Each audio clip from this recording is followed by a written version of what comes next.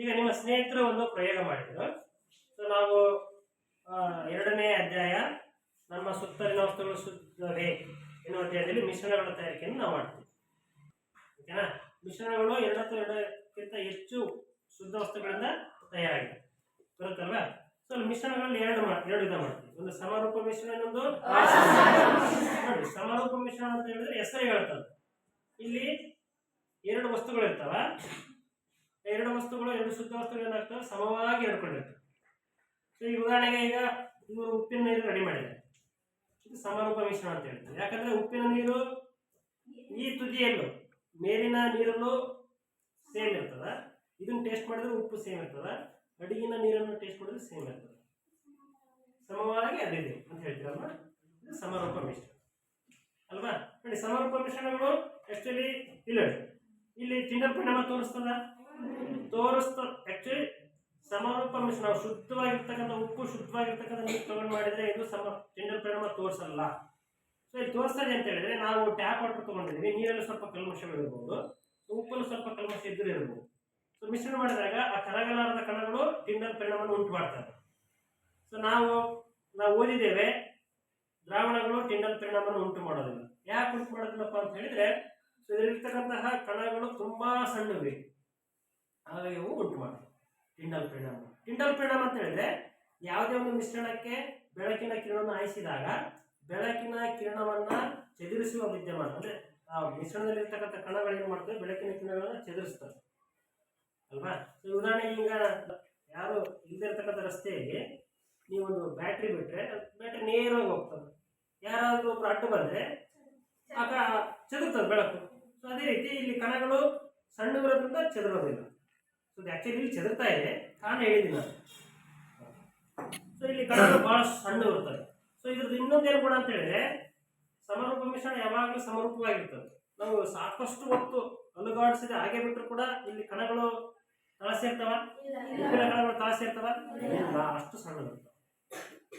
ಇವುಗಳನ್ನ ಸೋಸು ಕಾಗದ ಮುಖಾಂತರ ನಾವು ಬೇರ್ಪಡಿಸಬಹುದಾ? ಇಲ್ಲ. ಸೊ ಇವುಗಳನ್ನ ನಾವು ಸೆಂಟ್ರಿಫಿಕೇಶನ್ ಮೆಥಡ್ ಅಂತ ಬೇರ್ಪಡಿಸಬಹುದಾ? ಸೆಂಟ್ರಿಫಿಕೇಶನ್ ಮೆಥಡ್ ಅಂತ ಹೇಳಿದ್ರೆ ನಿಮ್ಗೆ ಗೊತ್ತಿದೆ. ಸೊ ಇಲ್ಲಿ ಇದೆ ನೋಡಿ, ಇದು ಸೆಂಟ್ರಿಫಿಕೇಶನ್ ಮಷೀನ್.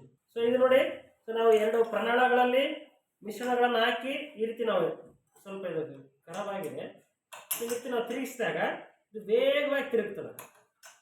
ವೇಗವಾಗಿ ತಿರುಗಿ ಏನಾಗ್ತದೆ, ಬಹಳಷ್ಟು ವೇಗವಾಗಿ ಈ ರೀತಿ ತಿರುಗಿದಾಗ ಸೊ ಕಣಗಳು ಏನಾಗ್ತವೆ, ಕೆಳಗಡೆ ಬರ್ತವೆ ಕೆಲವು ಮಿಶ್ರಣಗಳಲ್ಲಿ.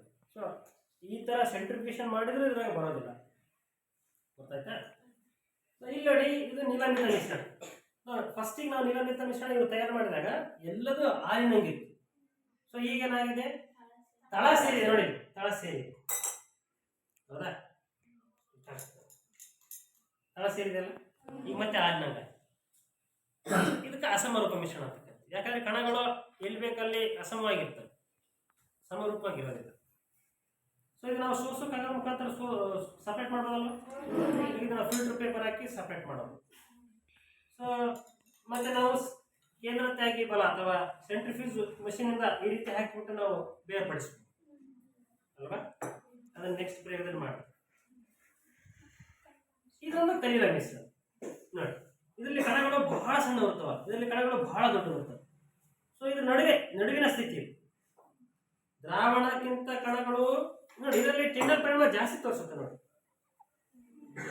ಎಷ್ಟು ಚೆನ್ನಾಗಿ ಕಾಣಿಸುತ್ತೆ ಟಿಂಡಲ್ ಪರಿಣಾಮ. ಇದರಲ್ಲಿ ಕಣಗಳು ಈ ಟಿಂಡಲ್ ಪರಿಣಾಮ ಉಂಟು ಮಾಡ್ತದೆ ಅಂತ ಹೇಳಿದ್ರೆ, ದ್ರಾವಣದಲ್ಲಿನ ಕಣಗಳಿಗಿಂತ ಇಲ್ಲಿ ಕಣಗಳು ದೊಡ್ಡವಿಲ್ಲ, ನಿಲಂಬಿತ ಕಣಗಳಿಗಿಂತ ಚಿಕ್ಕವಾದ. ಇದನ್ನು ನಾವು ಕಲಿಯುವ ಸ್ಥಿತಿ ಅಂತ ಕರೀತೀವಿ. ಸೊ ಈ ಎಲ್ಲ ಮಿಶ್ರಣಗಳಿಗೂ 2 ಘಟಕ ಇರ್ತವೆ, ಒಂದು ದ್ರಾವ್ಯ, ಇನ್ನೊಂದು ದ್ರಾವಣ ಸಲ್ಯೂಟ್ ಅಂತ ಕರಿತೀವಿ, ದ್ರಾವಕ ಸಾಲ್ವೆಂಟ್ ಅಂತ ಕರಿತೀವಿ. ಈಗ ಉಪ್ಪಿನ ದ್ರಾವಣದಲ್ಲಿ ದ್ರಾವ್ಯ ಯಾವುದು, ದ್ರಾವಕ ಯಾವುದು, ಇಲ್ಲಿ ನಿಲಂಬಿತ ಮಿಶ್ರಣದಲ್ಲಿ ದ್ರಾವ್ಯ ಯಾವುದು, ದ್ರಾವಕ ಯಾವುದು, ಇಲ್ಲಿ ಕಲಿಲದ ಮಿಶ್ರಣದಲ್ಲಿ ಬೇರೆ ಘಟಕಗಳಿಗೆ ನಾವು ಪ್ರಸರಣ ಮಾಧ್ಯಮ, ಪ್ರಸರಣದ ಹಂತ ಯಾವುದು, ಇದ್ರಾಗ ಪ್ರಸರಣದ ಮಾಧ್ಯಮ ಯಾವುದು, ಇದ್ರಾಗ ಪ್ರಸರಣದ ಹಂತ ಶಾಯಿ, ಪ್ರಸರಣದ ಮಾಧ್ಯಮ ನೋಡಿ. ಕಲೀಲಾದ ಇನ್ನೊಂದು ವಿಶೇಷ ಏನಪ್ಪ ಅಂತ ಹೇಳಿದ್ರೆ ಇದು ನೋಡಕ ಸಮರ್ಥ ಮಿಶ್ರಣನಾಗ ಕಾಣಿಸ್ತದೆ. ನಿಮ್ಗೆ ಎಷ್ಟೊತ್ತರ ಕೆಳಗಿಡ್ರಿ ಅದು ತಳ ಸೇರೋದು. ನೀವು ಅಲುಗಾಡ್ಸೋದು ಹಂಗೆ ಬಿಟ್ಟು ತಳ ಸೇರಲ್ಲ. ಇದ್ರ ತಳ ಸೇರಿಬಿಟ್ಟ ಇದ್ರ ಸೇರಲ್ಲ. ನೋಡಕ್ ನೋಡಿದ್ರೆ ಸಮರ್ಪ ಮಿಶ್ರಣ ತರ ಕಾಣಿಸ್ತದೆ, ಸಮರ್ಪ ಮಿಶ್ರಣ ಅಲ್ಲ. ಉದಾಹರಣೆಗೆ ಹಾಲು ಅಲ್ವಾ. ಆದ್ರೆ ಇದನ್ನ ಕಣಗಳು ಸ್ವಲ್ಪ ದೊಡ್ಡ ಇರ್ತಾವ, ಟಿಂಡಲ್ ಪರಿಣಾಮ ತೋರಿಸ್ತಾವ. ಮತ್ತೆ ಇವುಗಳನ್ನ ನಾವು ಸೆಂಟ್ರಿಫಿಕೇಶನ್ ತಂತ್ರಜ್ಞಾನದಿಂದ ಬೇರ್ಪಡಿಸ್ತೀವಿ. ಹಾಲಿನಿಂದ ಹಾಲಿನ ಕಣಗಳನ್ನು ಬೇರ್ಪಡಿಸ್ತೀವಿ.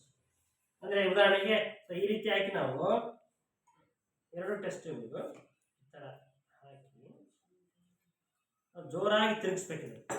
ಈ ಮಷಿನ್ ತಿರುಗ್ತಾರೆ ಸದ್ಯಕ್ಕೆ, ಸ್ವಲ್ಪ ಇದಾಗಿದೆ, ಸ್ವಲ್ಪ ರಿಪೇರಿ ಇದೆ, ಇದು ನೋಡೋಣ ರಿಪೇರಿ ಮಾಡೋಣ.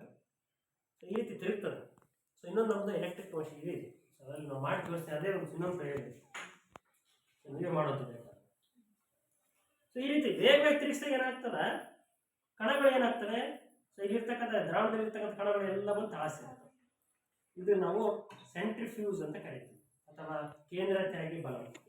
ಗೊತ್ತಾಗ್ತಲ್ವ ನಿಮ್ಮ ಫ್ರೆಂಡ್ಸ್ ಏನು ಹೇಳಿದ್ರೆ ಅಂತ. ಓಕೆ, ನಿಮ್ಮ ಫ್ರೆಂಡ್ಸ್ ಎಷ್ಟು ವಿಧದ ದ್ರಾವಣ ತಯಾರು ಮಾಡಿದ್ದಾರೆ, ಮಿಶ್ರಣ ತಯಾರು ಮಾಡಿದ್ದಾರೆ? ಯಾವ್ಯಾವು?